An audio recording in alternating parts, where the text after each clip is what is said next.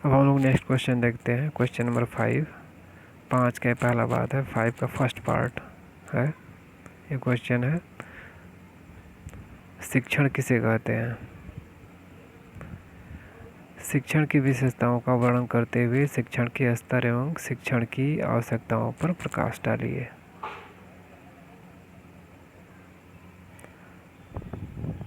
अब इसका हम उत्तर देखते हैं। शिक्षण हेडिंग है। शिक्षण एक प्रक्रिया है जो कई आवश्यकताओं से होकर गुजरती है। इसको फिर से देखते हैं। शिक्षण एक प्रक्रिया है जो कई अवस्थाओं से होकर गुजरती है। इसमें एक अवस्था के बाद दूसरी अवस्था का प्रारंभ होता है। शिक्षण एक ऐसी जटिल प्रक्रिया है जो किसी उद्देश्य की प्राप्ति के लिए की जाती है। शिक्षण का सामान्य उद्देश्य विद्यार्थी के व्यवहार में वांछित परिवर्तन लाना होता है। उसके व्यवहार में परिवर्तन लाने के लिए विद्यार्थी को अधिगम अनुभव प्रदान किए जाते हैं। विज्ञ ने शिक्षण अधिगम की परिस्थितियों को 3 स्तरों में विभाजित किया है।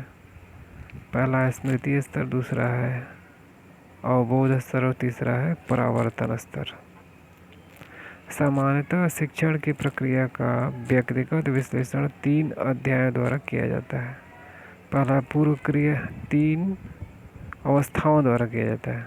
पहला है पूर्व क्रिया अवस्था, दूसरा है अंतः क्रिया अवस्था, तीसरा है क्रिया पश्चात क्रिया अवस्था। पहली हेडिंग है पूर्व क्रिया अवस्था।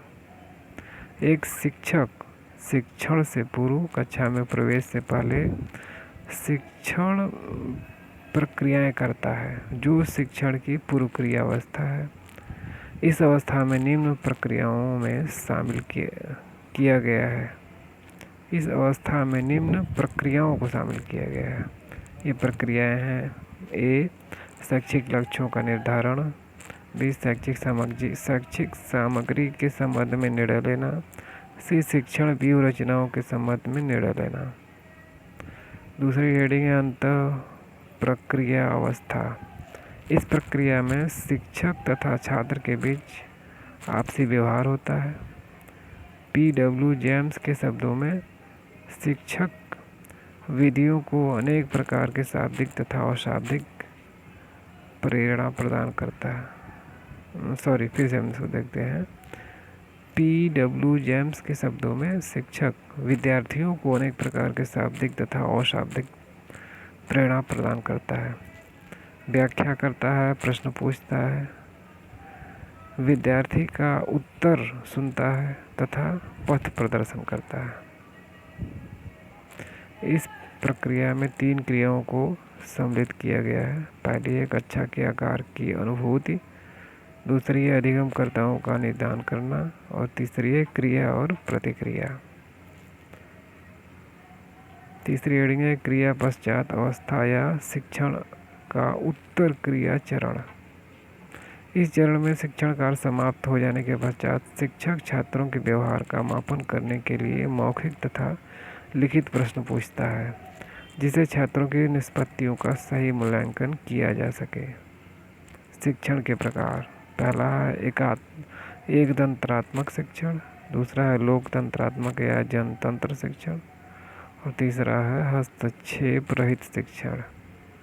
अच्छे शिक्षण की विशेषताएं: पहली है शिक्षण सुनियोजित होना चाहिए, दूसरा शिक्षण सुझावात्मक होना चाहिए, तीसरा शिक्षण प्रेरणादायक होना चाहिए, नेक्स्ट है शिक्षण प्रजातांत्रिक होना चाहिए, नेक्स्ट शिक्षण निर्देशात्मक होना चाहिए, नेक्स्ट है शिक्षण प्रगतिशील होना चाहिए और लास्ट है शिक्षण निदानात्मक व उपचारात्मक होना चाहिए। इस प्रकार ये क्वेश्चन समाप्त हुआ।